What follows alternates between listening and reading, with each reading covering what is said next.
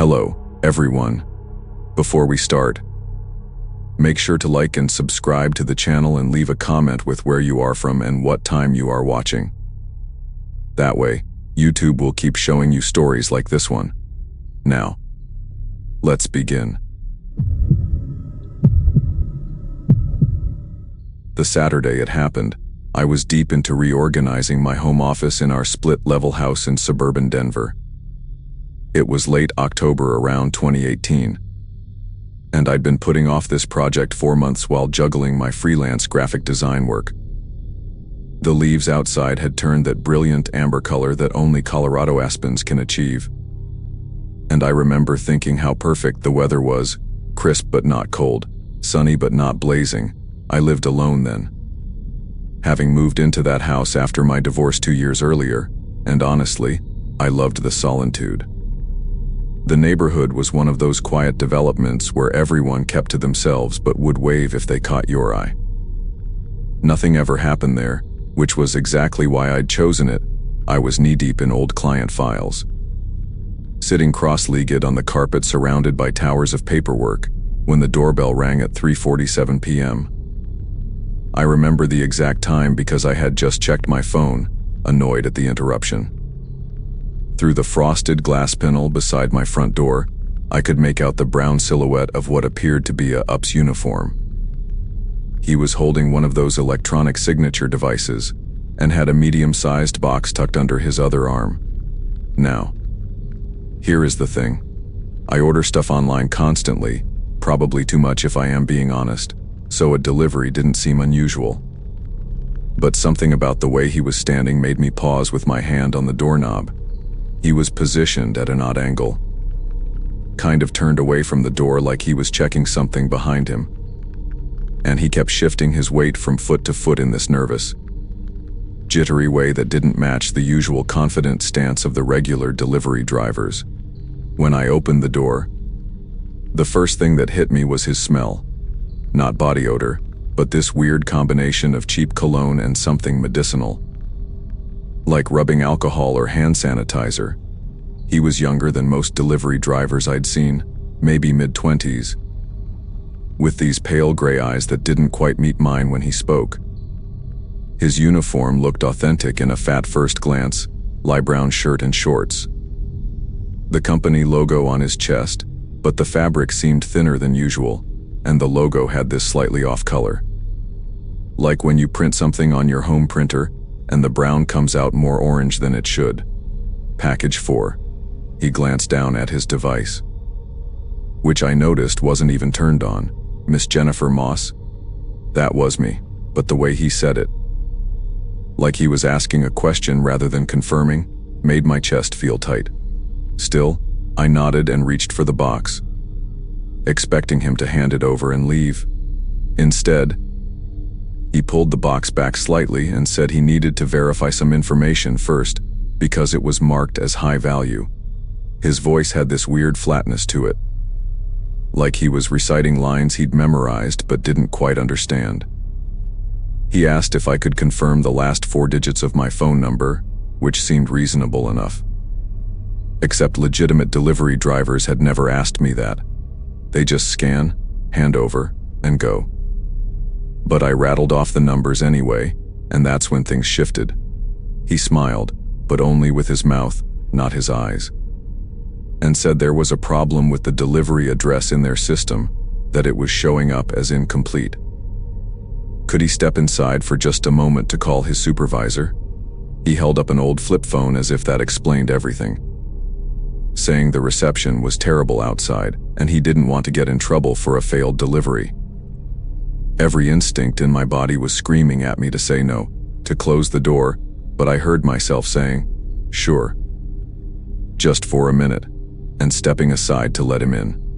The second he crossed my threshold, his entire demeanor changed. His shoulders straightened, the nervous energy disappeared, and he casually kicked my front door shut with his heel while pretending to dial on that flip phone. He wasn't even pressing real numbers. His thumb just moved randomly over the keypad while he scanned my living room like he was cataloging everything. The box he'd been carrying got tossed carelessly onto my couch, and I could hear it was empty from the hollow sound it made. "Nice place," he said, dropping the delivery driver act entirely. His voice was now deeper and more controlled.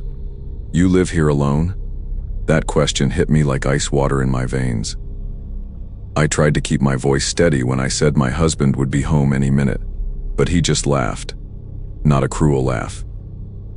More like he found Miley genuinely amusing. "Jennifer," he said, using my name like we were old friends. "I've been watching this house for 3 weeks. I know you live alone.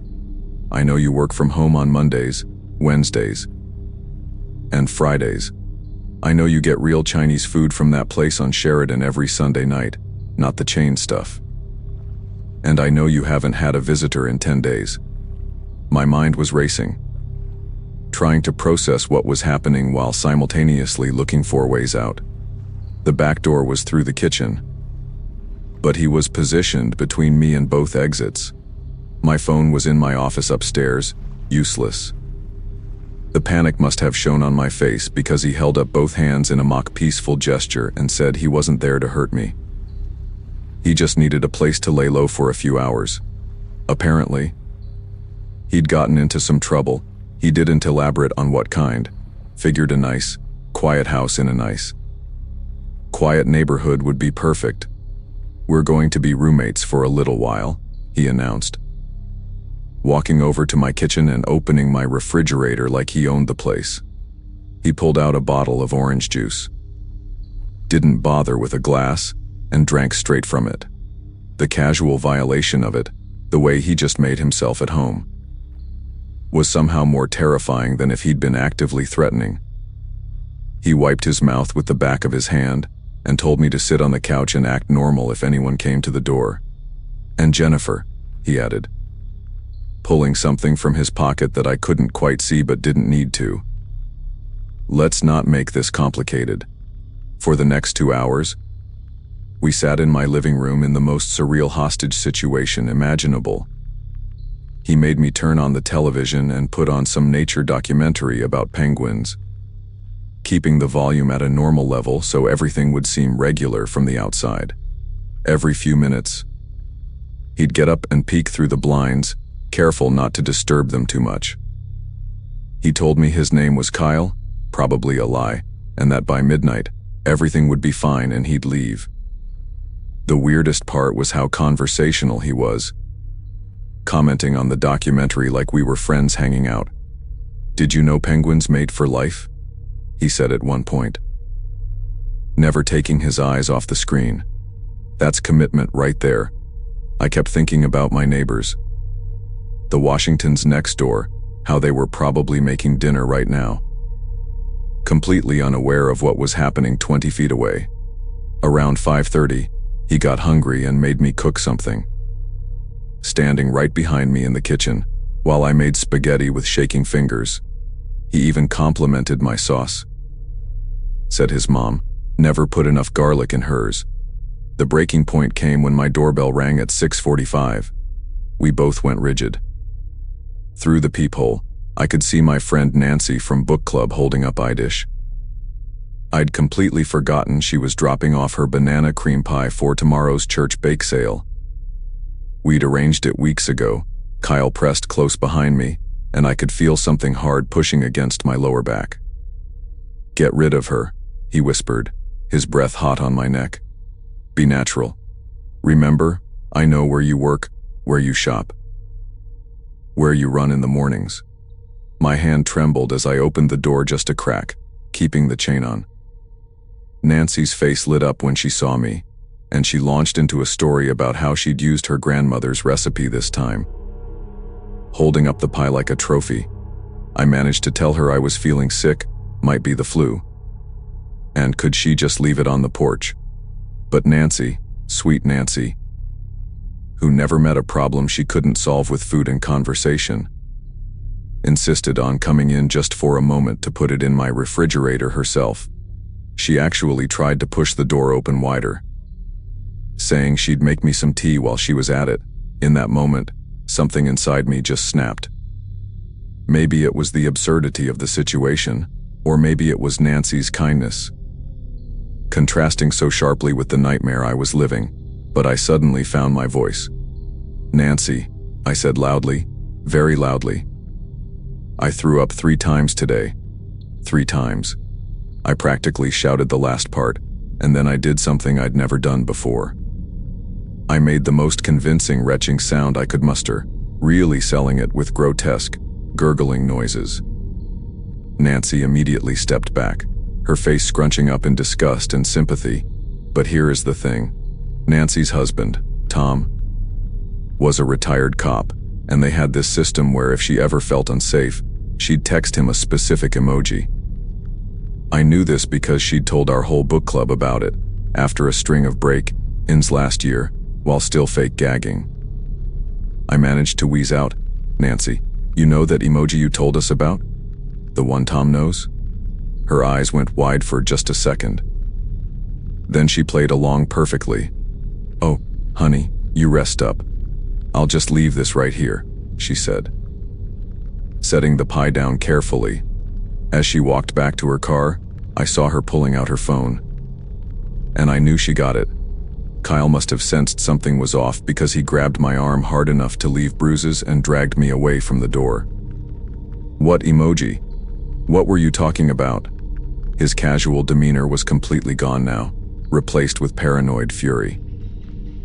He started pacing, mumbling about needing to leave but then stopping himself, saying it was too early, too risky. He made me show him my phone. Thank God it was upstairs and not on me. Jerk. When I said I needed to get it, he followed me up, staying so close I could smell that medicinal scent getting stronger with his sweat. We were in my office. Him demanding to see my texts with Nancy, when we both heard it. Multiple car doors slamming outside. No sirens, just quick, efficient movement. Kyle ran to the window and saw what I'd been praying for. 3 police cars, positioned strategically around my house. Tom had come through. The next few minutes were chaos. Kyle started screaming at me, saying I'd ruined everything, that I had no idea what I'd just done. He was frantically looking for another way out, pulling me with him from room to room, but Tom had been smart about it. They had every exit covered without making it obvious they were planning to breach. Then came the phone call. My landline rang. Yes, I still had one of those. Jike Kyle made me answer it on speaker. It was Tom himself, using that calm, professional voice that must have served him well during his 20 years on the force. "Jennifer, this is Tom Washington. We know you have someone in there with you. We just want everyone to come out safely." Kyle laughed, but it was high-pitched. Desperate. He yanked the phone from my hand and started rambling about how they didn't understand. How he just needed until midnight, how this wasn't supposed to happen like this. Tom kept his voice steady, asking Kyle what he needed, offering to help, but I could tell Kyle was spiraling. He hung up mid-sentence and turned to me with wild eyes. "The attic," he said suddenly. "Old houses like this always have those exterior attic vents. I can get onto the roof from there." He dragged me toward the hallway where the attic access was, and I realized with horrible clarity that he planned to take me with him. But as he pulled down the attic ladder, his grip on me loosened for just a second while he used both hands, and I did the only thing I could think of. I grabbed the heavy glass award I'd won for a design project, was sitting on the hallway bookshelf, swung it at his knee as hard as I could. The sound it made was awful, like cracking celery but worse. He went down screaming. I didn't wait to see if he'd get up. I just ran. I flew down those stairs faster than I thought possible, crashed through my front door, and literally collided with a police officer who was positioned on my porch. The relief of seeing that uniform, a real uniform this time, made my legs give out completely. They got Kyle about 10 minutes later when he tried to crawl out a bathroom window with what turned out to be a severely fractured kneecap. Turns out, Kyle was actually named Brandon Morse, and he was wanted for a series of home invasions across 3 states. His MO was always the same, the fake delivery uniform, targeting women living alone, staying just long enough to raid their valuables and financial information. I was lucky number 7. Except this time he'd spotted police activity near his motel that morning and needed somewhere to hide. He'd been saving my house as a backup plan for weeks. The police found his real uniform in a bag in my bushes, where he'd stashed it before ringing my doorbell, along with a notebook containing detailed observations about my routine and the routines of 3 other women in my neighborhood. I moved out of that house 2 months later.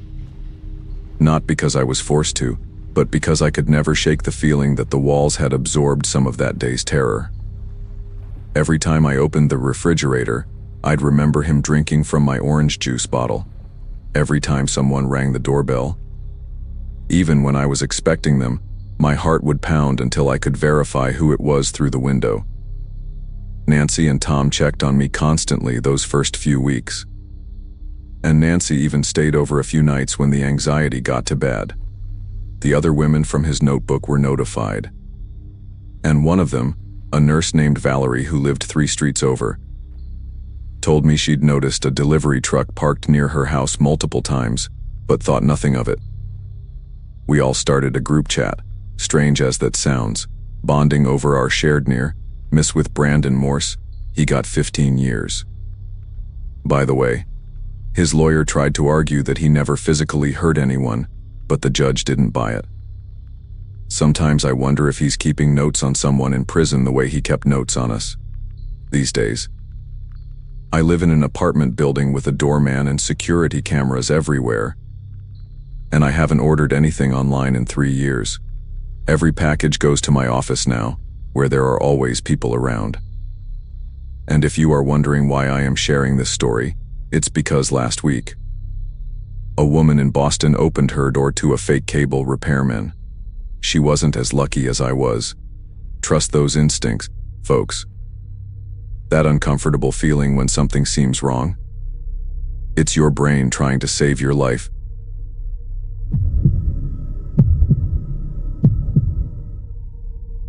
The smell hit me first, teaknuff. Sour stench of unwashed bodies mixed with rotting food and something else I couldn't quite place, like burnt plastic or rubber. I was already 20 feet inside the Garrison house, my camera hanging around my neck, when I realized I'd made a terrible mistake coming here alone. But let me start from earlier that day. Before everything went to hell, I am a freelance photographer, 31 years old, and have been living in Charlotte, North Carolina for about 6 years now. I specialize in urban decay photography, abandoned factories, dead malls, forgotten houses, that kind of thing. That Saturday in November 2022, I was hunting for new material for my portfolio, and the Garrison place on Pine Ridge Road had been on my list for months. The property had been rotting away since the early 2000s, caught up in some bureaucratic nightmare after the owner died without family. My friend Craig had been warning me about the place for weeks. He worked construction, and his crew had done some surveying near the property line. They'd spotted sleeping bags in the upstairs windows, fresh graffiti appearing between visits. And once they found a still, warm fire pit in what used to be the living room, people are living in there. Man, he told me at poker night, his voice getting all serious. Not just passing through, actually living there. But I'd photographed plenty of squatter camps before, in Detroit, Philadelphia, places way rougher than suburban Charlotte. In my experience, homeless folks just wanted to be left alone, especially during daylight hours when they were usually out trying to make some money or find food. I packed my camera bag that morning with the usual gear, extra batteries, memory cards, my tripod, and pepper spray in my jacket pocket, just in case. The drive out to Pine Ridge Road took about 40 minutes from my apartment. It's one of those forgotten stretches on the north side of town where the city just kind of gives up and bleeds into rural nothing. The Garrison house sat at the end of a broken asphalt drive, hidden behind a wall of kudzu and overgrown oak trees. From the road, you could barely see the peaked roof and one broken dormer window. I parked my car about a quarter-mile away at an old gas station that had been closed since the pandemic. I didn't want anyone passing by to spot my vehicle and call the cops. The walk to the house was eerily quiet. Just the crunch of dead leaves under my boots and the occasional crow calling from somewhere in the trees. The front door was exactly how Craig described it. Hanging off one hinge with "Keep Out" spray, painted in red across what was left of it. I should have paid attention to the details that were wrong from the start. The path through the tall grass leading to the back door was worn down like someone used it regularly. There were cigarette butts near the front steps, fresh ones with the filters still white, not yellowed from rain and sun. And strangest of all, I noticed an extension cord snaking out from a broken basement window, disappearing into the grass toward the neighboring property about 200 yards away. But I was focused on the light. That perfect afternoon glow filtering through the broken windows would make 4 incredible shots. I pushed through the front door, careful not to let it slam, and stepped into what used to be a grand foyer. The smell I mentioned earlier didn't hit until I was well inside. After I'd already started setting up my first shot of the curved staircase with its missing balusters. That's when I heard the humming. Not a mechanical sound, but human. Someone humming a tune I didn't recognize, low and meandering. Coming from somewhere deeper in the house, I stopped adjusting my camera and held my breath, trying to pinpoint where it was coming from. The kitchen, maybe, or the back hallway that led to what used to be the servants' quarters, according to the old floor plans I'd found online. The humming stopped abruptly, like whoever it was had heard me too.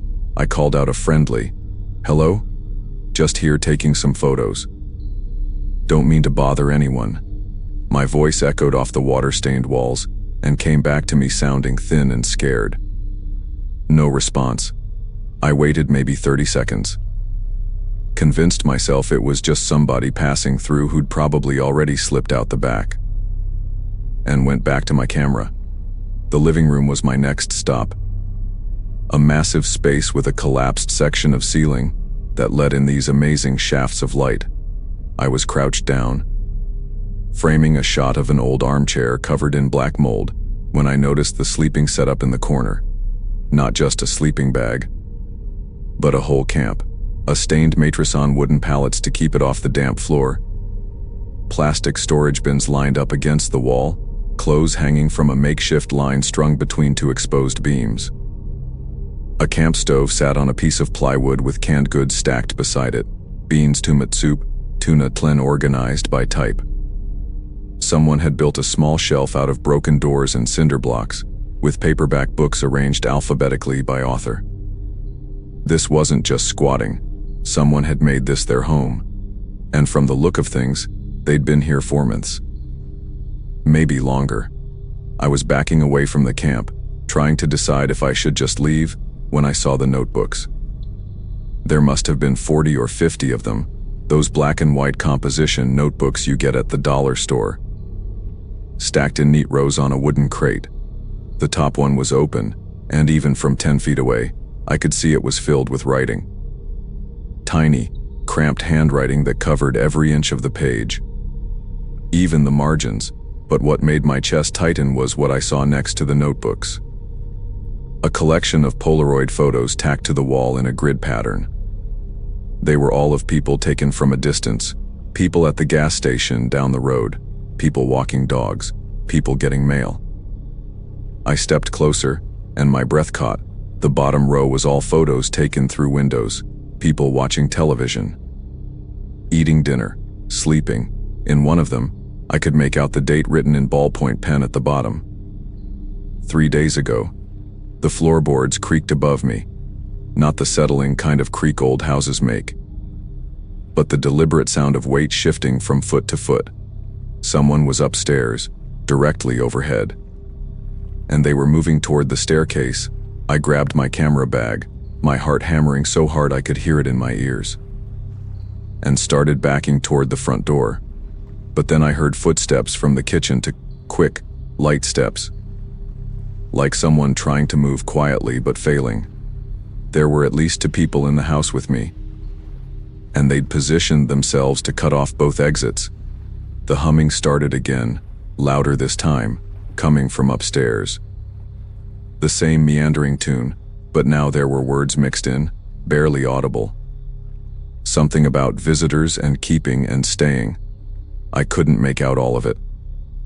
But I heard one phrase clearly as the footsteps reached the top of the stairs.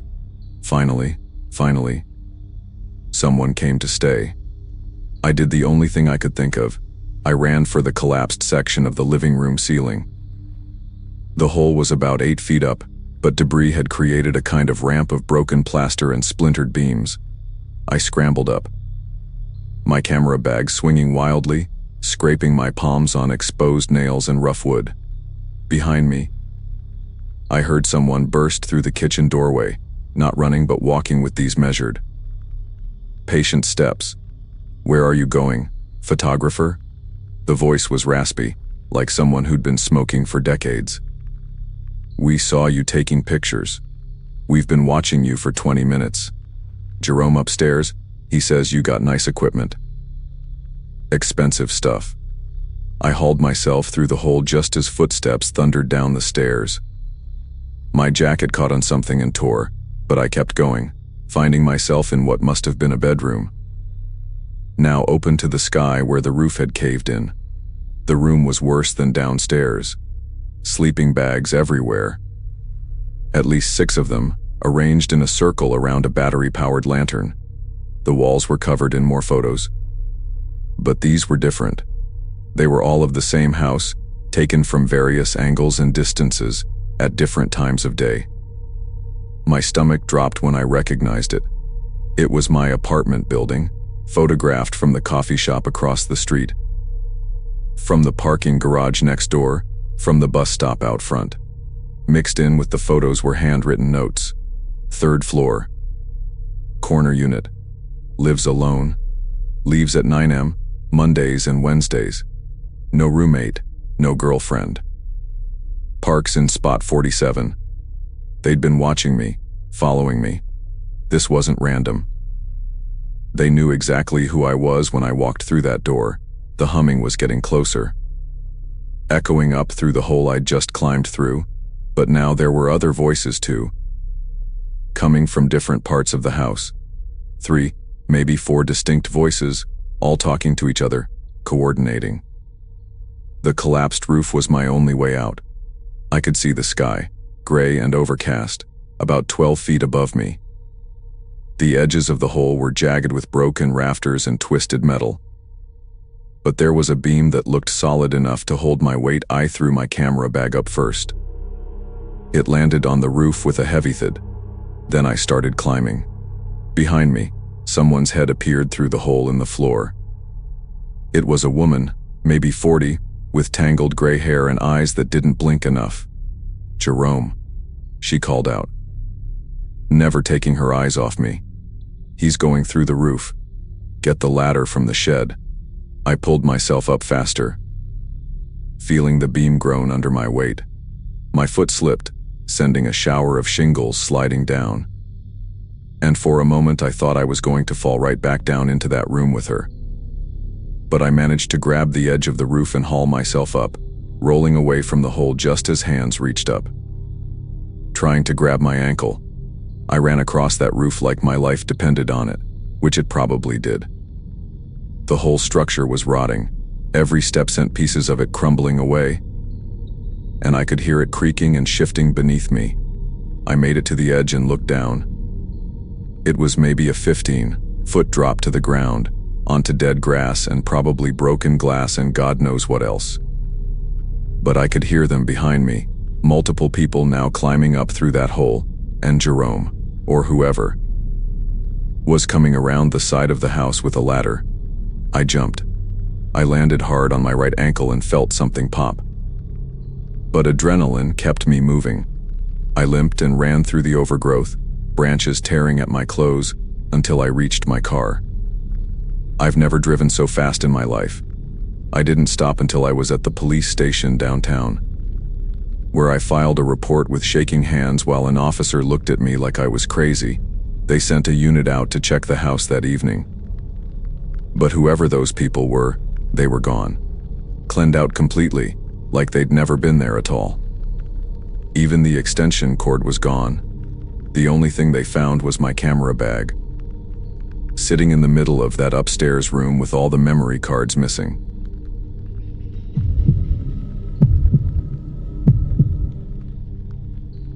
Friday nights in Austin always had this electric energy that made you feel like anything could happen. And on that particular evening in 2017, I learned exactly how dangerous that feeling could be. At 26.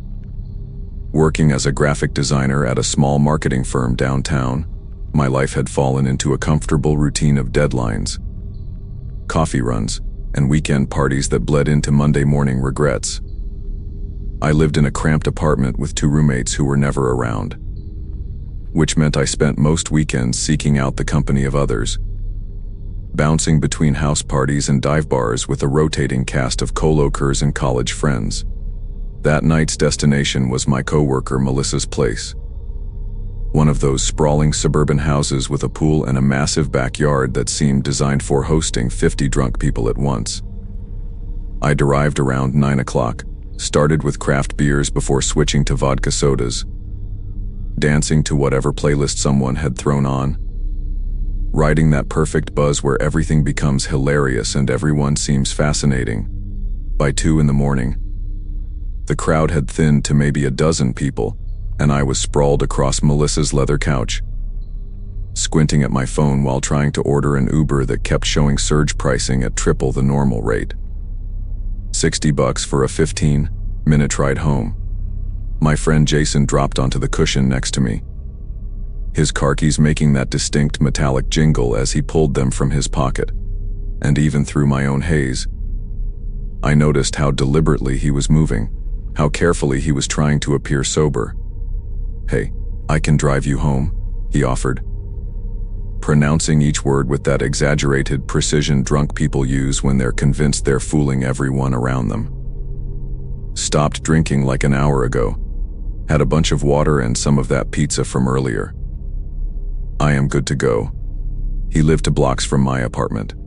We'd been friends since our sophomore year at E, and he'd driven me home safely dozens of times before, though never when we'd both been at the same party, matching each other drink for drink since the night began.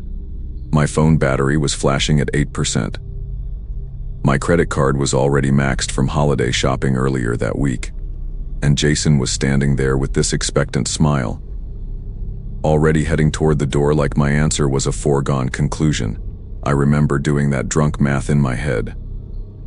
15 minutes home versus waiting another hour for prices to drop. Sleeping on Melissa's couch with her cats that always triggered my allergies. Or taking a ride with someone who seemed steady enough on his feet. "Just drive careful," I heard myself saying as I grabbed my purse and followed him out to the driveway. Past a couple making out against someone's pickup truck. Past the smokers huddled near the garage passing around a vaping that smelled like artificial strawberries. Jason's silver Accord was parked crooked between a minivan and the curb, one tire actually upon the grass, which should have been my first real warning sign. But he just laughed when he saw it. Said something about the driveway being packed when he'd arrived, and I laughed too because everything still had that soft, blurry quality that made bad ideas seem perfectly reasonable. We got in the car, and Jason spent what felt like a full minute adjusting his mirrors, messing with the seat position, finding his phone to plug into the charger, those careful, methodical movements that drunk drivers do when they're trying to convince themselves they're in control. He backed out slowly, overcorrecting twice before getting onto the street. And I remember thinking maybe I should say something. Suggest we go back inside, call someone else. Anything except continue down this path we'd started. But then we were on the main road. Windows cracked to let in the humid December air that Austin gets sometimes, and for the first few blocks, everything seemed fine. Jason was driving below the speed limit, both hands gripping the wheel at exactly 10 and 2, staying perfectly centered in his lane like he was taking a driving test. We passed closed shops and darkened restaurants. A few late-night food trucks still glowing with string lights, and I actually started to relax, thinking maybe I'd overreacted. Maybe he really had sobered up enough to get us home safely. Then we hit the freeway on ramp, and everything changed. In the span of 3 seconds, Jason merged without checking his blind spot, cutting off a black SUV that laid on its horn and swerved around us. The driver shouting something through his window that got lost in the wind.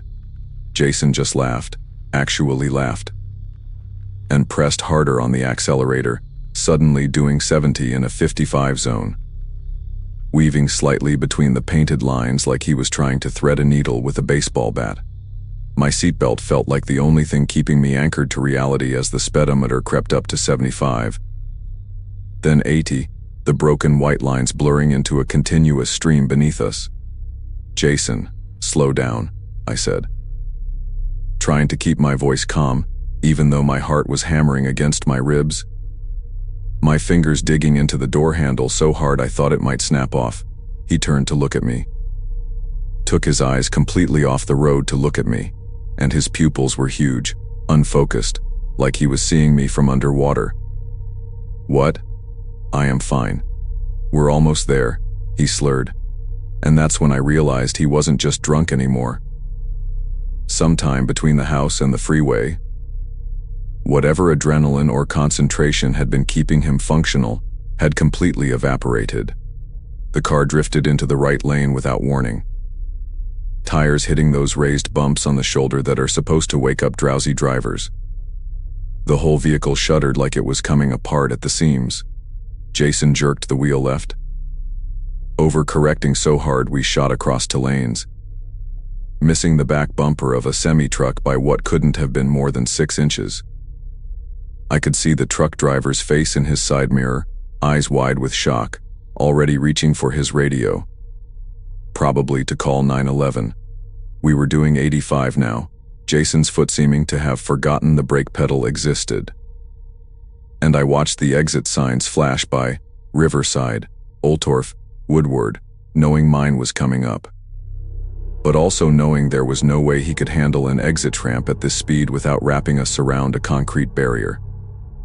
Cars were honking from every direction, some speeding up to get away from us, others slowing down to avoid the inevitable crash they probably thought they were about to witness. Jason was mumbling something about being fine, about people overreacting, his words slurring together into an incomprehensible mess, while his head started doing that slow bobbing motion that meant he was fighting to stay conscious. "Pull over," I screamed, abandoning any pretense of calm, my voice cracking with pure terror as we blew past my exit doing 90 miles per hour. "Jason, pull over now." But he just grinned at me with this loose, sloppy expression, his eyelids drooping like they weighed 50 pounds each. And I knew with absolute certainty that we were going to die on this freeway. My whole body was rigid with fear, every muscle tensed for an impact that seemed inevitable. And I started doing this insane mental inventory of everything I'd never get to do. Never see my sister graduate from med school. Never travel to Japan like I'd been planning.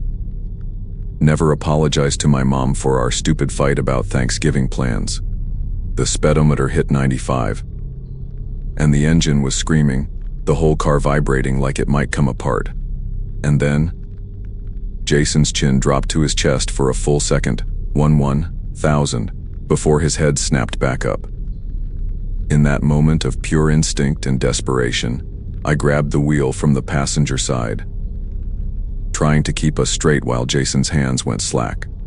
The car immediately responded by veering toward the median, where the concrete barrier waited to turn us into tomorrow's traffic fatality statistics.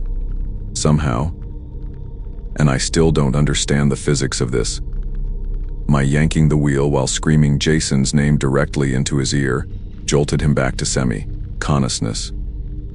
Just as we were about to sideswipe a Ford F-150 in the middle lane, he grabbed the wheel back from me, overcorrected again, and suddenly we were careening across 3 lanes of traffic toward an exit that appeared like a miracle on our right.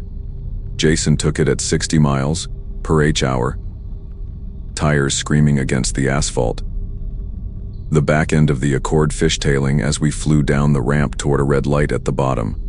"Brake, brake, brake," I shouted, bracing myself against the dashboard.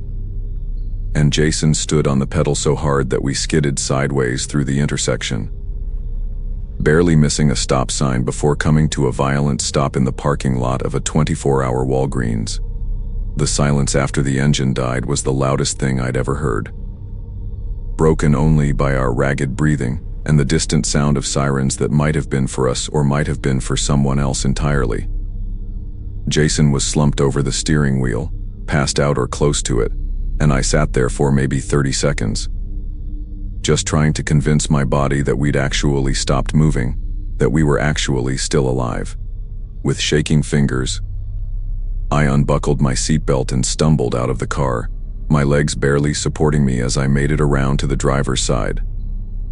Jason was completely unconscious now, a string of drool connecting his mouth to the steering wheel. And it took every ounce of strength I had left not to punch him in his stupid, reckless face. Instead, I called 911. Then called my roommate Carla, who showed up 20 minutes later in her pajamas and flip-flops, taking one look at me before pulling me into a hug that made me finally start crying. The cops arrived shortly after, took one look at Jason's condition, and arrested him on the spot for it once the paramedics confirmed he wasn't having a medical emergency beyond being dangerously intoxicated. His blood alcohol was 0.18, more than twice the legal limit. And the officer who took my statement told me we were lucky to be alive, that he'd seen accidents with far less impaired drivers that had ended with multiple fatalities. I gave my statement while sitting on the curb outside Walgreens, watching the red and blue lights reflect off the store windows, still feeling the phantom sensation of the car swaying beneath me. The aftermath was swift and brutal for Jason. He lost his license, got sentenced to 90 days with 60 suspended, had to attend mandatory AA meetings for a year, and paid thousands in fines and legal fees. But that wasn't what ended our friendship. What ended it was when he called me 2 weeks later, not to apologize but to ask if I could tell the court that he'd seemed fine to drive, that maybe I was exaggerating how bad it had been because I'd been drinking too. I hung upon him mid-sentence and blocked his number on everything, and when mutual friends asked what had happened between us, I just told them to never get in a car with Jason if he'd had even one beer. Some of them thought I was being dramatic until word got around about his arrest, about how he'd blown a .18, about how we'd nearly killed ourselves and probably others on I-35 that night. The thing that still gets me, that makes me obsessively check my Uber driver's sobriety and offer to pay for anyone's ride home if they've been drinking, is how normal everything had seemed in those first few moments, how Jason had walked straight enough, talked clearly enough, seemed together enough that I'd trusted him with my life. I found out later from Melissa that 3 other people had left that party driving drunk that same night, and that one of them, a guy named Paul who worked in accounting, had gotten pulled over 2 miles from his house and arrested without incident. But there was another girl, someone's +1 whose name I never learned, who'd wrapped her car around a telephone pole on some back road, trying to avoid the main streets where cops might be. She survived but broke 6 ribs and her left arm in 3 places. Spent 2 months in physical therapy learning to write again. When Melissa told me this over coffee a month after my ride with Jason, I couldn't stop thinking about how that could have been us. How we could have been the cautionary tale people whispered about at parties. The reason someone's mom got a phone call at 3 o'clock in the morning. I started having these vivid nightmares where I was back in that passenger seat, But this time Jason didn't wake up when his head dropped. This time my grabbing the wheel made things worse. This time the semi-truck didn't miss us. I'd wake up gasping, the phantom seatbelt pressure across my chest. The taste of vodka and fear still coating my mouth. It's been years now. And I've never gotten in a car with someone who's been drinking since. Not even someone who swears they've only had one beer with dinner. Not even for a 5-minute drive to the corner store. People sometimes roll their eyes when I insist on being the designated driver or when I physically take someone's keys at a party, hiding them until I know they have a safe ride arranged. They don't understand that I can still feel that car drifting across lanes. Still see Jason's unfocused eyes when he turned to look at me on the freeway. Still hear the scream of tires that almost became the last sound I ever heard. Every time I read about a drunk driving accident in the news, especially the ones involving young people who seemed fine when they left wherever they'd been drinking, I think about that Walgreens parking lot and how close I came to being a statistic. The saddest part is that Jason never really understood what he'd done. Last I heard through mutual friends, he'd gotten another do it 2 years later, this time alone, this time ending with his car in a ditch off Highway 71. He was fine, physically anyway, but I wonder if he ever thinks about that night the way I do. If he ever wakes up grateful that we didn't kill anyone, including ourselves, or if in his mind, it's still just bad luck and me overreacting to what could have been a simple ride home.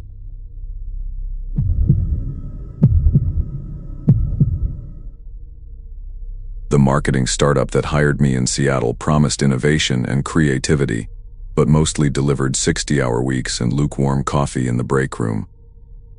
In the summer of 2015, fresh off a brutal breakup and desperate to leave Portland behind, I packed everything I owned into my beat, up Corolla, and drove north to start over. Capitol Hill seemed like the perfect neighborhood for someone in their mid-20s. Trendy bars, vintage shops, coffee places on every corner. Except experiencing any of it alone felt pathetic. My studio apartment cost more than my parents' mortgage back in Ohio, and for what? 400 square feet where I ate takeout straight from containers while watching Netflix on my laptop because I hadn't even bought a television yet. My college friends were scattered across Portland and San Francisco, living their best lives according to Instagram, while I spent Friday nights reorganizing my closet and pretending I was too tired to go out anyway. Tinder wasn't part of the plan. But after 3 months of talking to nobody except baristas and my married, with kids Coty, Jookers, desperation won. His profile popped up on a Wednesday night while I was eating cold pad thai and swiping half-heartedly through the usual parade of fish photos and gym mirror selfies. Ethan, 31, worked as a graphic designer somewhere near Pioneer Square, and every single photo actually showed his personality instead of his abs. The first one captured him at a pottery class in Fremont, completely focused on a lopsided bowl, while clay splattered his vintage Sonic Youth t-shirt. The second showed him at a food bank, wearing this aggressively bright orange volunteer apron and making an exaggerated, shocked face at a can of something. Mid-conversation with an elderly woman who was cracking up, another photo had him on what looked like a hiking trail, crouched down photographing a banana slug with the concentration of a National Geographic photographer, which honestly made me laugh out loud alone in my apartment. We matched instantly, and within 5 minutes. He sent a message that wasn't "hey" or some creepy pickup line. He'd noticed the photo of me attempting to eat at Dick's Drive, in While Seagulls Dive, bombed my fries and wrote, "Strategic error going to Dick's without establishing a seagull defense perimeter. Amateur move. The secret is to sacrifice one full fry at least 10 feet away as a decoy." Stupid, but it made me smile for real. Not the polite half-smile I'd perfected at work. We texted back and forth 4 hours that night. Jokes flowing into actual conversation about adjusting to Seattle, favorite neighborhoods, The bizarre phenomenon of people here refusing to use umbrellas even in downpours. By midnight, my thumbs were sore from typing and my face hurt from grinning at my phone like an idiot. The next few days blurred together in a constant stream of messages. He'd send photos of terrible corporate art from his office building with elaborate backstories he invented for each piece. I'd counter with snippets of overheard startup jargon that sounded like an alien language. Friday afternoon, he suggested we meet up that weekend. And this is where things took a turn I should have noticed. When I suggested coffee at Victrola or drinks at Canaan, he pushed back gently but persistently. His apartment was so much more comfortable, he said. And he'd been perfecting this tikori recipe he wanted to try out. Plus, his place had this amazing view of the Sound from the balcony, and parking was impossible in Capitol Hill on Saturdays anyway. Every excuse sounded reasonable in isolation. Wrapped up in self-deprecating humor about being a homebody who'd rather cook than deal with crowds. My gut twisted a little. Every woman knows you don't go to a stranger's apartment on the first date, but loneliness makes you stupid. And his messages had been so normal, so consistently funny and respectful. He sent me his LinkedIn, his Instagram, even a photo of his driver's license for safety without me asking. His address was in Ballard, a nice neighborhood full of young professionals and families. When I mentioned I was nervous about meeting at his place, he responded with this long, thoughtful message about completely understanding how awful online dating was for women. And if I wanted to bring a friend or meet somewhere public first, he'd totally get it. The reverse psychology worked perfectly. By making me feel like I was being paranoid, I convinced myself that going to his apartment would prove I was adventurous and trusting. Not some uptight person who assumed every guy was a serial killer. Saturday evening, I stood outside his building for a full 5 minutes, thumb hovering over my friend's number in case I needed to send her the address. The apartment complex looked expensive and legitimate. One of those new constructions with a yoga studio on the ground floor and a doorman who nodded at me when I walked in. The elevator was modern, clean, and played jazz softly as it climbed to the 7th floor. His apartment door had a normal welcome mat, a normal doorbell, normal everything. When he answered, he looked exactly like his photos, maybe even better. Worn jeans, a Columbia University sweater, barefoot like he'd been padding around cooking all afternoon. The smell of coconut milk and lemongrass drifted out, and I could hear music playing. Something indie and mellow. "You actually came," he said with this relieved smile that seemed so genuine. "I was sure you'd bail once you realized I was seriously suggesting a stranger's apartment for a first date." The apartment itself was pristine, almost suspiciously perfect. Exposed brick walls, minimalist furniture that probably cost more than my car. A kitchen island where ingredients were laid out like a cooking show set. He poured me wine immediately. This expensive looking red that he said came from some vineyard in Walla Walla his company had visited on a retreat.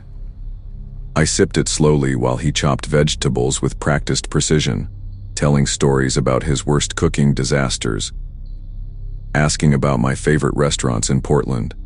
Everything felt choreographed but not quite wrong enough to leave. The apartment door had closed behind me with this soft, mechanical click that I barely registered at first. To focus on appearing relaxed and dateable, we moved to the balcony with our wine glasses. The view really was spectacular. Ferry boats crossing the Sound, mountains in the distance, the whole Seattle postcard fantasy spread out below us. That's when I noticed the bedroom door was cracked open just enough to see inside. And there was someone sitting on the edge of the bed. A woman, completely still, facing away from us toward the wall. My whole body went rigid, wine sloshing dangerously close to the rim of my glass. Ethan followed my stare and laughed, this easy-daisy casual sound that didn't match the ice forming in my chest. "Oh, that's Alyssa," he said, like having a silent woman in your bedroom during a date, was totally normal. She's just decompressing. First dates make her anxious too. The woman, Alyssa, didn't move, didn't acknowledge her name. Just sat there in what looked like a sundress, her long dark hair hanging down her back like a curtain. My brain scrambled for rational explanations. Roommate, sister, maybe an ex who was still picking up her things. But every instinct screamed that something was deeply, fundamentally wrong with this picture. Is she okay? The words came out strangled.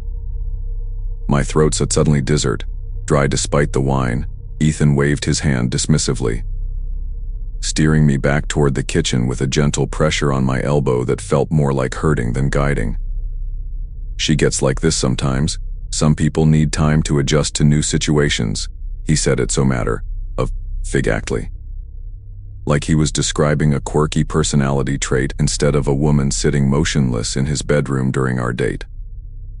When I tried to look back toward the bedroom, he positioned himself between me and the hallway, still smiling, still chatting about the curry that needed stirring. My phone was in my purse by the door. Might as well have been in another country. The apartment suddenly felt smaller, the walls closer. That beautiful view now showing how high up we were, how far from the street, how many floors between me and the exit. Actually, I just remembered I have this work thing. I started, the light transparent and shaky. But Ethan just tilted his head with this patient expression, like a teacher waiting for a student to finish a particularly weak excuse. The door's locked, he said simply, pulling two bowls from a cabinet. Electronic lock, remember? Building management started this new system last month. Supposedly for security, but honestly, it's just annoying. Needs my thumbprint to open from the inside after 8 p.m. Ridiculous. Right? He demonstrated by pressing his thumb against a small black pad near the door handle. Nothing happened. He tried again. Frowning. Must be glitching. It does that sometimes. Usually resets in an hour or two. The casualness of his voice didn't match the calculating look in his eyes as he watched me process this information behind him. I could see the bedroom door had opened wider, and Alyssa had turned her head just enough that I could see her profile. Pale. Hollow. Her lips moving soundlessly like she was trying to tell me something. The next 20 minutes stretched like pulled taffy while I pretended everything was normal. Eating curry that tasted like paste, laughing at jokes that weren't funny, calculating distances to windows, to the knife block. To anything that might help. Ethan kept refilling my wine glass despite my protests, his stories getting stranger. How he'd helped other girls find their confidence, how his apartment was a safe space for growth. How Alyssa had been resistant at first, too. The words slithered around the real meaning. Never quite confessing but painting a picture that made bile rise in my throat. When he went to the bathroom, I lunged for the door, yanking at the handle, pounding my thumb against the sensor pad, even trying to pry at the edges with my fingernails. Alyssa appeared in the hallway, moving with the careful steps of someone who'd learned not to make sudden movements. 3, she whispered, her voice raspy from disuse. 3 days. I've been here 3 days. Here is another girl in the spare room. She's been here longer. He keeps us until he finds someone new. Her eyes darted toward the bathroom door. The fire escape in his bedroom. The lock doesn't work on that window. Ethan emerged from the bathroom just as Alyssa melted back into the bedroom, and his face shifted when he saw me by the door, something cold sliding behind his features. Going somewhere? The pretense dropped completely, his voice flat and businesslike, but I'd already made my decision. Just wanted to see the view from your bedroom, I said, forcing what I hoped looked like flirtation instead of terror. Alyssa said it's even better than the balcony. He studied me for a long moment, then smiled, not the charming Tinder smile. but something hungry and satisfied. "Sure, let me show you." The moment we entered the bedroom, Alyssa created the perfect distraction by suddenly bolting for the main door, screaming and pounding on it. Ethan cursed and rushed after her, and I didn't hesitate. I sprinted for the window, shoving it open and climbing onto the fire escape, 7 floors down, my legs shaking so hard I could barely manage the ladders. His shouts echoing above me, then Alice's voice joining mine as she followed. We made it to the street, both of us. Then eventually all 3 of us when we went back with the police for the girl in the spare room. The police found enough evidence in his apartment to charge him with false imprisonment, kidnapping, and a dozen other things I can't even remember because the detective's words kept buzzing in and out like a broken radio. The girl from the spare room, Harmony, had been there for 2 weeks, surviving on meal replacement shakes and whatever he brought her. Too terrified to attempt an escape after he'd shown her what he claimed was a recording of her parents' house, threatening what would happen if she tried to leave. The electronic lock story was partially true. He'd illegally modified his apartment's security system to trap women inside, a discovery that led to 3 other cases in different cities where he'd lived before. The trial took 14 months, and seeing him in an orange jumpsuit instead of that Columbia sweater should have felt like a victory. But mostly I just felt hello and angry at myself for walking into such an obvious trap. Alyssa and I stayed in touch for a while. Trauma, bonding over coffee and therapy appointments, comparing notes about the red flags we'd ignored. The way loneliness had made us vulnerable. She told me he'd used the same pottery class photo on her, the same carefully crafted messages, even the same Thai curry recipe as bait. We testified together, hands clasped under the defendant's table, while his lawyer tried to paint us as willing participants who'd had regrets afterward.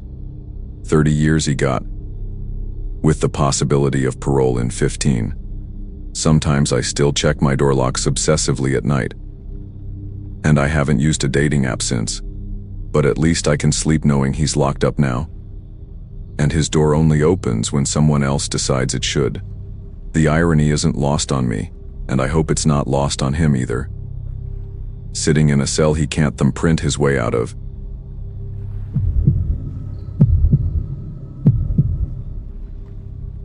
It was a Saturday afternoon in March, and I was scrolling through Craigslist for the 100th time that week, desperate to find a decent camera I could actually afford. At 23 years old, with a warehouse job barely covering rent on my studio apartment in Milwaukee, I needed something to get my photography side hustle off the ground. Most listings were either overpriced junk or obvious scams. But then I spotted it. A Canon 5D Mark III with 2 lenses for $800. The seller, who went by Roger in the messages, claimed he needed quick cash for a family emergency. He seemed genuine enough in our email exchange, even sent additional photos when I asked, showing the camera from different angles with a handwritten note displaying that day's date. The apartment complex he lived in wasn't far from my place. Maybe a 20-minute drive through the industrial part of town where all the old breweries used to operate. Everything about the listing felt right, like I'd finally caught a break after weeks of searching through garbage deals and sketchy posts. Roger had suggested we meet at his apartment because, according to him, the camera equipment was heavy and he had the original boxes, warranties, extra batteries, whole setup that would be a hassle to drag to some parking lot. His messages were friendly, peppered with photography terms that made him sound legit, talking about f-stops and ISO settings like someone who actionably knew their stuff. He mentioned he was upgrading to newer equipment and just wanted his old gear to go to someone who'd appreciate it. The address he gave me was 4 Unit 4B in a converted factory building, one of those trendy, loft-style places that had been popping up all over the city. When I pulled up around 3 o'clock that afternoon, the building looked normal enough. Exposed brick, big windows, A hipster coffee shop on the ground floor with people typing away on laptops. I texted Roger from the lobby, and he buzzed me in immediately, his voice crackling through the intercom with what sounded like genuine excitement about finally making the sale. The elevator was one of those old freight models with the manual gate you had to pull across, and it groaned its way up to the 4th floor like it was fighting against every inch. When the doors opened, I found myself in a narrow hallway with exposed pipes running along the ceiling. That industrial chic look that probably jacked up the rent by $500 a month. Unit 4B was at the end of the hall, and I could hear music playing faintly from inside, some kind of jazz. Maybe Miles Davis. Roger answered after the first knock, and he looked exactly like I'd pictured from our emails. Mid-40s. Salt and pepper beard, wearing a flannel shirt and jeans. The kind of guy you'd see at any camera store talking about the good old days of film. He had this eager, almost nervous energy as he shook my hand, his grip just a bit too firm, held just a second too long. Come in, he said, stepping aside to let me through. I've got everything set up in the living room for you to check out.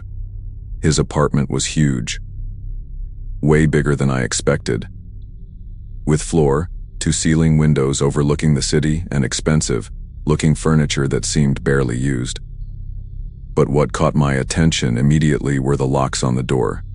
Not just a deadbolt, but 2 additional sliding bolts. One near the top and another at the bottom, plus a chain. Roger must have noticed me looking because he laughed, this quick. Sharp sound that didn't quite reach his eyes. Previous tenant was paranoid, he explained, already moving toward the living room. Never got around to removing all that hardware. The camera equipment was spread out on a glass coffee table. Everything pristine and organized like a store display. As I walked over to examine it, I heard him doing something behind me with the door, not just closing it, but the distinct sound of metal sliding against metal. Multiple times. When I turned to look, he was already walking back toward me, rubbing his hands together like he was cold. Even though the apartment was uncomfortably warm, I picked up the camera body, going through the motions of checking it even though my mind was starting to race with questions. Why would someone with an apartment like this need quick cash? Why all those locks? Roger stood way too close while I inspected the equipment, close enough that I could smell his breath. Coffee and something medicinal, like cough syrup. He kept talking, but not about the camera anymore. He was asking where I lived. If I'd told anyone where I was going, whether I had roommates waiting for me. Just making conversation, he said when I didn't answer right away, but his eyes kept darting to my pockets. Probably checking for the cash I'd mentioned having. I tried to focus on the camera, clicking through the menu settings. But my fingers felt clumsy and slow. The room seemed to tilt slightly, and I realized the jazz music had stopped at some point, leaving just the sound of Roger breathing behind me and the hum of a refrigerator from somewhere deeper in the apartment. Actually, I said, setting the camera down carefully, I need to hit an ATM first. I only brought $600. It was a lie. I had the full $800 in my wallet. But something about the way he'd locked that door made me want to test his reaction. Roger's whole demeanor shifted in an instant, his friendly mask slipping just enough for me to see something else underneath. You said you had the money, he said, his voice flat and controlled. In your emails, you specifically said you had the cash ready. He moved between me and the door, not obviously blocking it, but positioning himself in a way that made the message clear. That's when I noticed the wedding ring on his finger, despite him telling me in emails he lived alone, and more disturbing, the fresh scratches on his arms, parallel lines like someone had clawed at him. The coffee table with the camera equipment was between us now, but the apartment suddenly felt impossibly small, like the walls were pressing in. Let me show you something, Roger said, and his hand went to his back pocket. For a terrifying second, I thought he was reaching for a weapon. But instead, he pulled out a phone. Not his phone, but an iPhone with a pink, glittery case. Definitely belonging to someone younger, probably female. He swiped through it with disturbing familiarity, then held up the screen toward me. It was open to a text conversation, and I could see my own messages to Roger about the camera. Except the contact name at the top said Ashley. My brain struggled to process what I was seeing while Roger smiled. Genuinely smiled for the first time since I'd arrived. Ashley was so disappointed when her buyer fell through last week, he said, tilting his head like we were sharing some inside joke. But her phone still gets plenty of interested messages. Amazing what people will do for a good deal, right? My mouth went completely dry as I understood. There was no Roger. No camera for sale, and I was standing in the apartment of someone who had done this before. Without thinking, just pure instinct. I grabbed the camera from the table and hurled it at the window.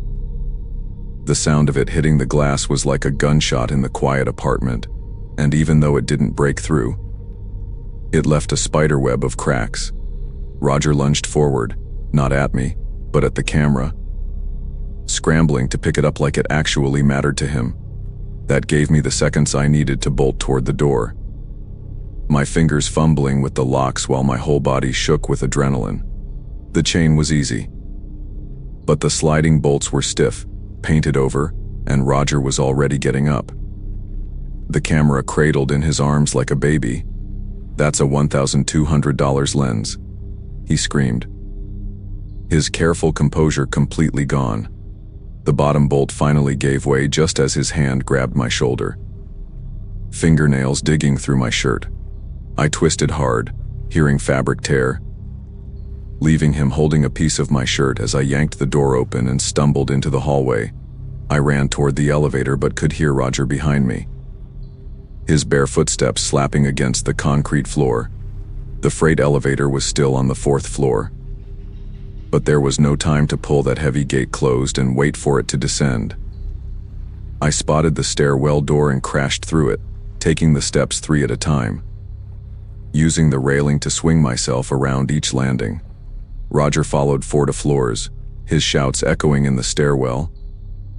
Not threats, but bizarre complaints about the damaged camera, about how I didn't understand the arrangement, about how Ashley had been much more cooperative. By the 2nd floor, his voice had faded, and I burst out into the coffee shop through a side entrance I hadn't noticed before everyone looked up from their laptops. Some college kid with huge headphones, a woman with a baby stroller, 2 guys in business suits having a meeting. I must have looked insane, shirt torn, sweating, and gasping for breath, but I didn't care.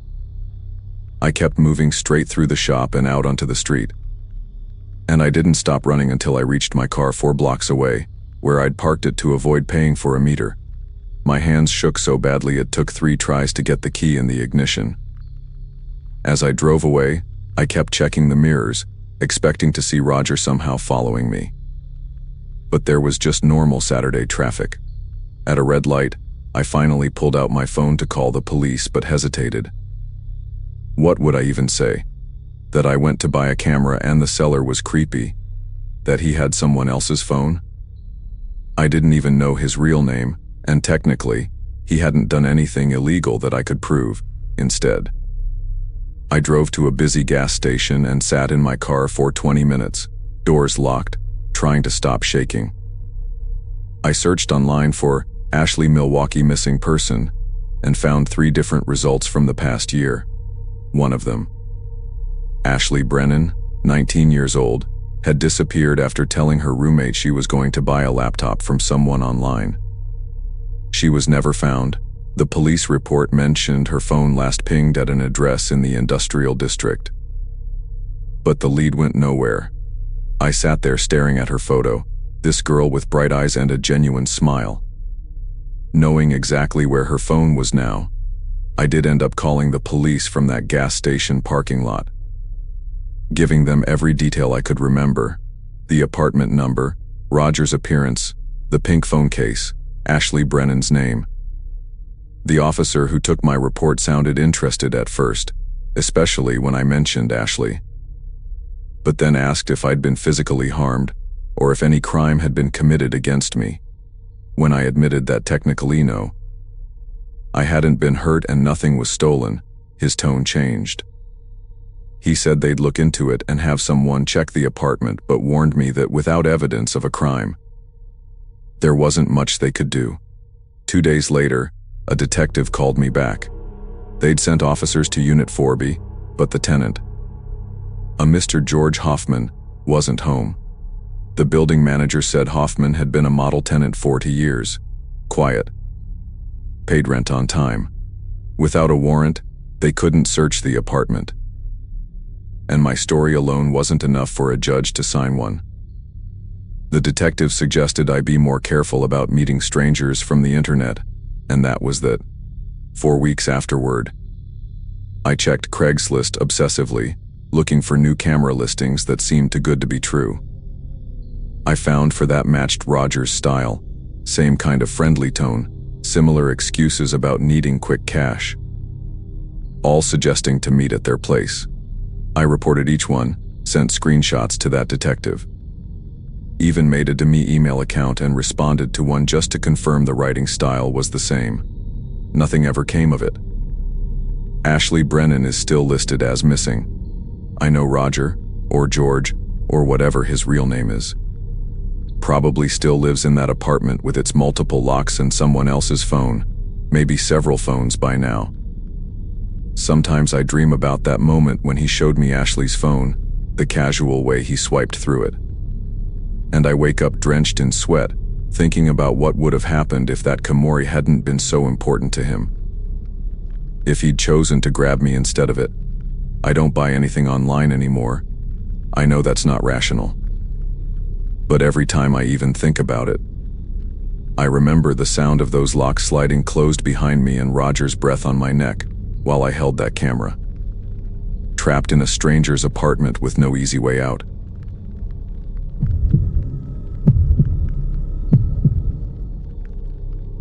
The trail marker said 4.2 miles. Moderate difficulty, and it should have taken me 2 hours at most. That Saturday in early September, I had driven 3 hours from Chicago just to walk through some woods and clear my head after finishing a project that had consumed my entire summer. My shoulders ached from hunching over design boards. My apartment smelled like stale coffee and desperation. And I desperately needed to remember what trees and dirt and actual air felt like. A colleague had raved about this particular trail system during one of our rare lunch breaks, and said the overlook at the end made the whole drive worth it. Especially if you caught it right before sunset, when the light hit the valley just right. I'd thrown some basics in my car that morning. Water, protein bars, my ancient but reliable hiking boots. Headed out after lunch, aiming to start the hike around 4:30 to avoid the afternoon heat. When I pulled into the gravel parking area at the trailhead, only 2 other cars sat there, both dusty and clearly abandoned since dawn based on the collection of leaves stuck under their wipers. The information board had the usual warnings about wildlife, staying hydrated, and not leaving the marked path, standard Park Service paranoia. But underneath all the official signage, someone had duct-taped a piece of notebook paper with shaky handwriting. Buddy system recommended after 5 p.m. The tape was weathered and peeling at the corners like it had been there 4 months. I checked my phone, 4:35 p.m. Plenty of daylight left in early September. The sun wouldn't even start setting until after 7 o'clock, and the loop was supposed to be clearly marked the whole way. I grabbed my small backpack, locked my car, and started toward the trailhead. Actually excited to move my body after 2 months of barely leaving my desk. The first mile was exactly what I'd hoped for. A packed dirt path winding through tall oaks and maples, birds chattering overhead. That perfect temperature where you are warm in the sun but cool in the shade. I passed a couple coming down, probably in their 60s, with matching hiking poles and those zip, off pants that outdoorsy people always seem to wear. They nodded and smiled, the woman saying something about the view being spectacular today. About 20 minutes in, I caught up with a guy photographing mushrooms growing on a fallen log, expensive camera with a macro lens. Completely absorbed in his work. He barely glanced up when I passed. These little interactions made me feel sécurité's normal. Like this was just another popular day hike that hundreds of people probably did every weekend. The trail curved gradually upward. Not steep enough to be challenging, but enough to get my heart rate up and make me feel like I was actually exercising. Around the mile and half mark, the trail split. A wooden arrow pointed left for ridge loop, continue and right for valley shortcut, 1 mile to parking. I stayed left, following the loop as planned, and noticed how the forest seemed to thicken here. The trees grew closer together, their branches creating a canopy that blocked out more light than before. The path narrowed too, from a comfortable two-person width to barely enough room for one. The birds had gone quiet, which I told myself was normal for the late afternoon. They were probably settling in for the evening. But the silence was different from peaceful.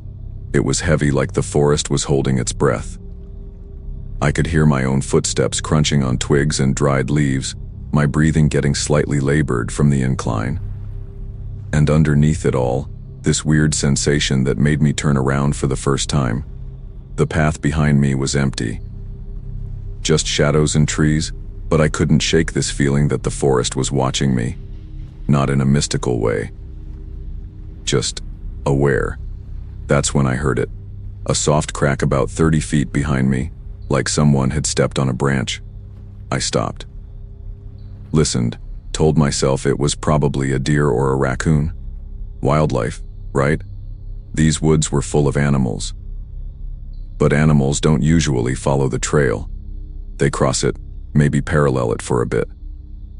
But they don't stay on the actual path that humans use. I started walking again, faster now, and tried to focus on the rhythm of my steps. But there it was again, another crack, another footfall. Matching my pace but slightly delayed, like an echo that came a beat too late. When I sped up, the sound sped up. When I slowed down, it slowed down. My rational brain kept insisting it was just my imagination. Maybe an acoustic trick of the narrow trail bouncing my own footsteps back at me. But my body knew better. Every instinct I had was screaming that something was wrong. That I needed to get out of there. I pulled out my phone to check the time, 5:43 p.m. Tracked noticed I had no signal. Not unusual for trails, but it made me feel suddenly, violently alone. The sun was getting lower, casting longer shadows across the path, and I realized I hadn't seen another person for over an hour. Not since the mushroom photographer. The trail curved sharply ahead, disappearing behind a cluster of thick pines. And I had this overwhelming urge to run around that corner to put distance between myself and whatever was behind me. But running felt like admitting something was actually wrong, like breaking some unspoken rule that would make everything worse. So, I compromised. I walked faster, my boots hitting the ground harder, making more noise to maybe scare off whatever animal was back there. Except animals usually get scared. Animals run away when you make noise. This didn't. The footsteps behind me just adjusted again, maintaining that same careful distance. Never getting closer but never falling farther behind either. The overlook was supposed to be at the 2-mile mark, just past a series of switchbacks that would take me higher up the ridge. I could see the trail starting to zigzag ahead. And I made a decision. I would get to the overlook, take a quick photo to prove I'd made it, then head straight back down. Forget completing the loop. As I started up the first switchback, I risked another glance behind me. The trail was still empty. But I caught something, movement, maybe, or just a shadow that seemed out of place, about 40 feet back. Right at the edge of where the path curved out of sight. It was gone so fast I couldn't be sure I'd seen anything at all. But then I heard breathing. Not mine. I'd been holding my breath without realizing it. This was different, heavier, controlled. Like someone trying to breathe quietly but not quite succeeding. The sound drifted up from below as I climbed the switchback. And for the first time, real fear hit me. This wasn't my imagination. Someone was following me. I abandoned any pretense of casual hiking and started moving with purpose. Taking the switchbacks as fast as I could without actually running. My thighs burned from the steep incline, and sweat dripped down my back despite the cooling air. Each time I turned a corner, I'd look back. And each time the trail would be empty. But the sounds never stopped. Footsteps when I walked, silence when I paused. Breathing that seemed to get closer even though I never saw anyone. On the third switchback, I spotted something that made me stop cold. There was a footprint in a muddy patch, fresh, the edges still sharp and defined. It was from a boot larger than mine, with a distinctive tread pattern, diagonal lines crossing in a diamond pattern. I knew it was fresh because I could see my own print from where I'd stepped moments before. And this one was on top of a leaf that I remembered stepping around. Someone had walked here after me, recently. Maybe only seconds ago. They were closer than I'd thought.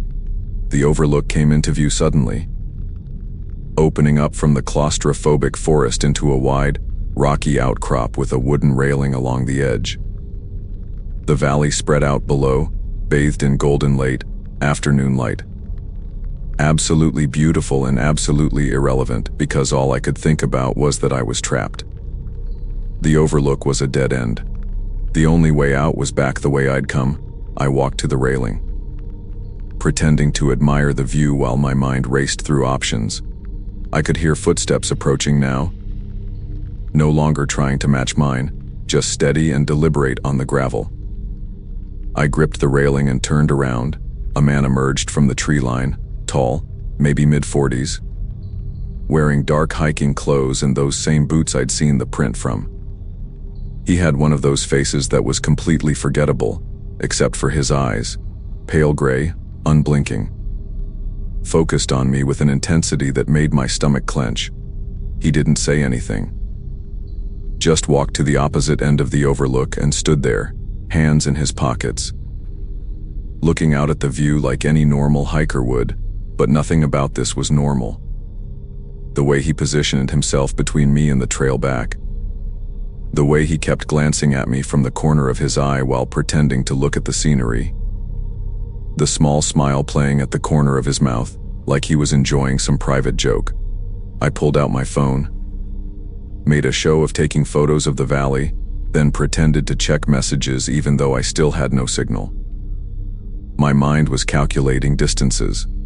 He was about 15 feet away, the trail entrance another 10 feet beyond him. If I ran, would I make it past him? And even if I did, then what? It was at least 2 miles back to my car through darkening woods with him right behind me. I forced myself to stay calm, to breathe normally, to act like just another hiker enjoying the view. But my body was coiled tight, ready to bolt at the slightest movement from him. The sun was dropping lower, painting everything in shades of orange and red. And I knew that once it set, once darkness fell, whatever thin protection the daylight offered would be gone. Then he spoke. And his voice was worse than the silence, soft, conversational. Like we were old friends meeting by chance. "Beautiful evening for a hike," he said, still looking out at the valley. "Though most people don't come up here alone this late. Smart people, anyway." He turned to face me fully then, and I saw something tucked into his belt, partially hidden by his jacket. Not a gun, but a knife in a leather sheath. The handle worn smooth from use. "You heading back down soon? Trail gets pretty dark after sunset. Easy to get lost. Easy for accidents to happen." The way he said accidents made my skin prickle. I managed to find my voice. Kept it steady somehow. "Yeah, just heading back. actually meeting friends at the parking lot. The lie came out smoothly, but his smile widened like he knew exactly what I was doing. "Friends?" he repeated, taking a step closer. "That's good. Though I didn't see any other cars when I parked. Just yours and mine." My heart was hammering so hard I was sure he could hear it. He knew I was alone. He'd been watching me from the beginning, maybe even before I started hiking. That's when I heard it. Voices coming up the trail, multiple voices getting closer. The man's expression shifted instantly, the smile vanishing, his jaw tightening with frustration. A group of college-aged kids burst onto the overlook, 5 of them, loud and laughing, passing around a water bottle and taking selfies. One of them, a girl with bright pink hair and a nose ring, looked between me and the man, seemed to sense something, and walked directly over to me. "Hey, oh my God, this view is insane. Can you take a picture of our group?" She handed me her phone before I could answer, and suddenly I was surrounded by these kids, all posing and joking. The man stood there for a moment, his gray eyes locked on mine over their shoulders. Then he turned and walked back toward the trail. "Getting dark," he said to no one in particular. "Time to head down." As he passed the group, I saw him glance back one more time, and the look he gave me was a promise that this wasn't over. The pink-haired girl waited until he was out of sight, then turned to me. That guy was giving off serious creep vibes. "You okay? Were you here with him?" I shook my head, and my voice came out shaky. He followed me up here."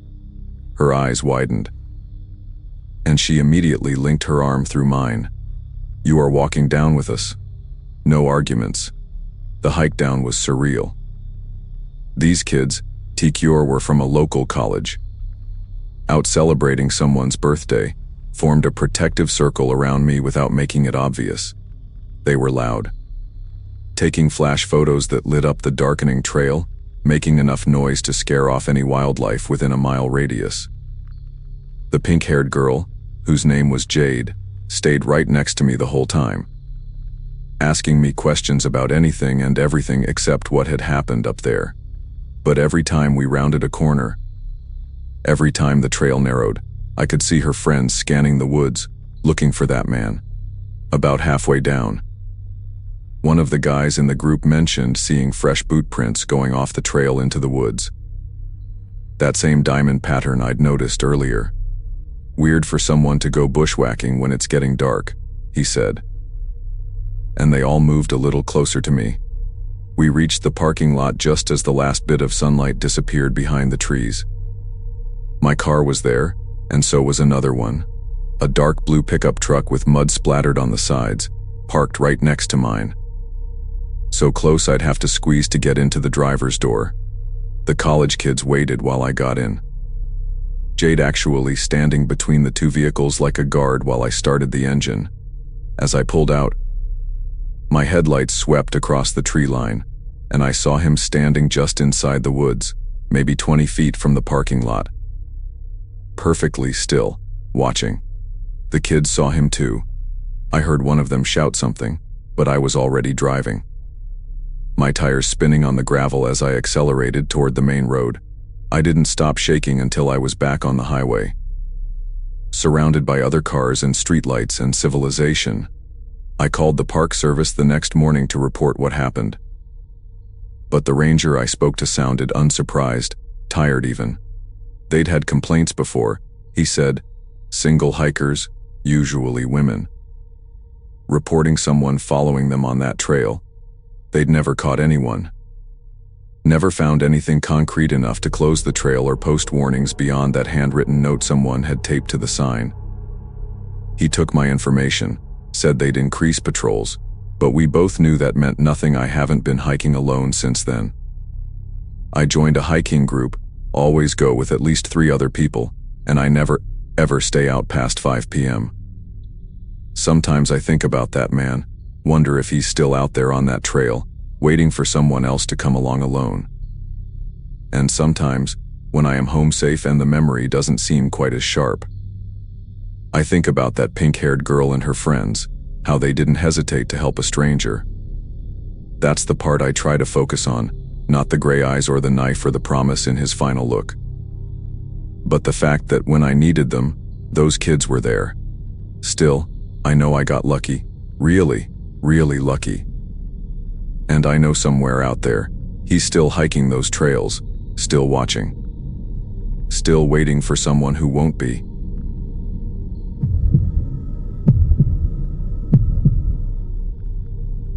I'd been living in a small Midwestern town back then, working odd jobs during the week and spending weekends at the only decent bar we had.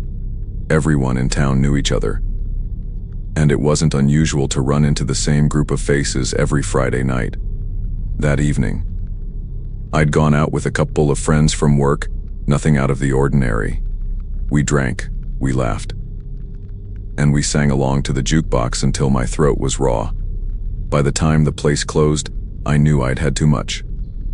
But pride and stubbornness have a way of convincing you that you are fine when you are anything but.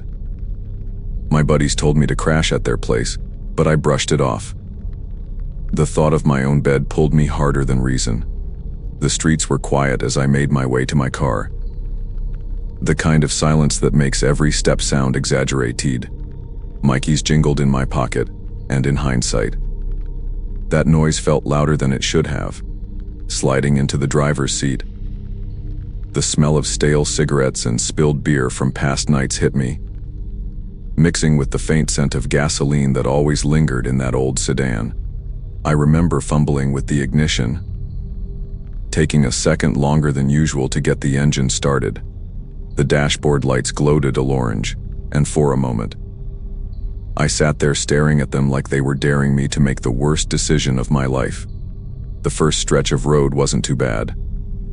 Street lamps lit the main drag through town, and I felt a false sense of control, gripping the wheel with one hand and resting the other on the window frame. But once I turned onto the back road that cut through the woods, everything changed. The darkness swallowed the car, and the only light came from my high beams, catching the trees on either side of the road. There had always been tricky parts. Sharp bends, sudden dips, patches of uneven asphalt that rattled your teeth if you hit them too fast.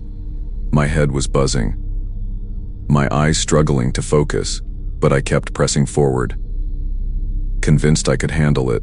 I don't remember the exact moment I lost control, but I recall the sound. Tires skidding across gravel, a gut punch screech that echoed in the night, the steering wheel jerked violently. And suddenly, the world spun in every direction. Branches smacked against the windshield, the seatbelt cutting into my chest as the car careened off the pavement. Metal groaned, glass shattered. And then everything went still, the kind of stillness that makes you wonder if you are even alive. I sat there, breathing hard, the smell of burnt rubber and leaking coolant filling the air inside that crumpled shell. All I could hear was the faint ticking of the engine cooling down. When I finally managed to unclasp the seatbelt and push the door open, the cold night air rushed in, carrying the damp scent of soil and pine needles. My legs wobbled as I stepped out, crunching over broken glass scattered like ice across the ground. The headlights were still on, angled awkwardly into a ditch, throwing a pale beam across the trees. That light revealed just how mangled the front of the car had become, hood bent upwards, one tire completely blown, smoke curling from under the crumpled metal. My heart pounded, and though I stood outside, the sound of the crash kept replaying inside my head like a sick loop. I couldn't stop. Then I noticed the other car. Not 30 feet ahead, on the opposite side of the road, a compact sedan sat sideways. Its driver's side caved in as if a giant fist had slammed it. My stomach clenched when I realized I hadn't just gone off the road alone. Someone else had been dragged into my stupidity. The other car's hazard lights blinked weakly, flashing red against the dark forest backdrop. That flicker was hypnotic, steady, unforgiving. I stumbled toward it, dread weighing down each step until I reached the shattered window. Inside was a young woman, maybe mid-20s, her long hair tangled, a streak of blood across her temple. She was breathing, shallow but steady. Relief hit me for a split second before the guilt came crashing back even harder. I tried talking to her, my voice hoarse, words tumbling out in panicked bursts. Her eyes fluttered but didn't open fully. I kept repeating that help was coming, though I hadn't even called yet. My hands were useless, trembling as I fumbled for my phone. The screen lit up, slick with sweat, and I dialed 911. Explaining what happened felt like choking on glass. The dispatcher's professional tone only made my own words sound clumsy and weak. Accident, to vehicles, she's hurt, hurry. They told me to stay with her, to keep her talking if I could, and to not let her fall unconscious. I crouched by the window, trying to steady my breathing, trying to be the anchor she needed when all I felt like was a wreck myself. The wait for the sirens stretched into an eternity. Every snap of a twig in the woods, every hum of the engine cooling down, every weak blink of her hazard lights etched itself into my brain. I remember kneeling there, gravel biting into my knees, whispering anything I could think of just to fill the silence. Her name, if she could tell me. Whether she had someone I should call, anything at all. She barely responded, but every faint groan, every twitch of her lips, kept me locked in that moment. And behind it all, a thought grew louder and louder. This was my doing. My choice to drive had drawn a stranger into a nightmare she never asked for. When the sirens finally pierced the silence, red and blue lights washed over the trees, bouncing off the twisted metal like a cruel spotlight. Paramedics rushed past me, their voices sharp and precise, their movements fast in ways mine had failed to be. They pried open her door with tools that screamed against the frame, pulled her out carefully, and placed her onto a stretcher. I stood back, useless, feeling like a ghost haunting my own disaster. One of the officers asked me to sit on the roadside while they assessed me, but my eyes never left her. Watching them lift her into the ambulance felt like seeing my guilt drive away with her, its siren fading into the night. The officer who stayed behind with me had a face carved with lines of long experience. His expression caught between duty and disappointment. He didn't raise his voice, but every question landed heavy. How much I'd had to drink, why I thought I could drive, if I understood what could have just happened. My words stumbled out, raw and uneven, but there was no excuse good enough to cover the truth. The breathalyzer sealed it, numbers glowing back at me. Undeniable. In that moment, the weight of what I'd done didn't just sink in, it anchored itself deep. Knowing there would be no outrunning it. Court came later, of course, and with it the charges, the fines, the endless lectures I deserved. But the punishment that stuck wasn't from the judge. It was from the knowledge that I'd turned a stranger's normal night into a nightmare. She survived, I found out weeks later, though she needed surgery and months of recovery. I should have been grateful, and I was. But the relief was tangled up with shame. Every time I pictured her in that car, dazed and bleeding because of me, I wished I could rewind the night and make a different choice, but life doesn't hand out do-overs, only consequences. It's been years since then, and I still avoid that stretch of road. I still hear the screech in my head sometimes when I can't sleep. I don't drink the way I used to, and I never get behind the wheel if I've had even one. People say time heals everything, but it doesn't. Time just teaches you how to carry what you did, day by day, mile by mile. That night remains etched into me, not as a memory I can move past, but as a reminder that a single, reckless choice can change more than just your own life. It can't air through someone else's, and you don't get to undo it.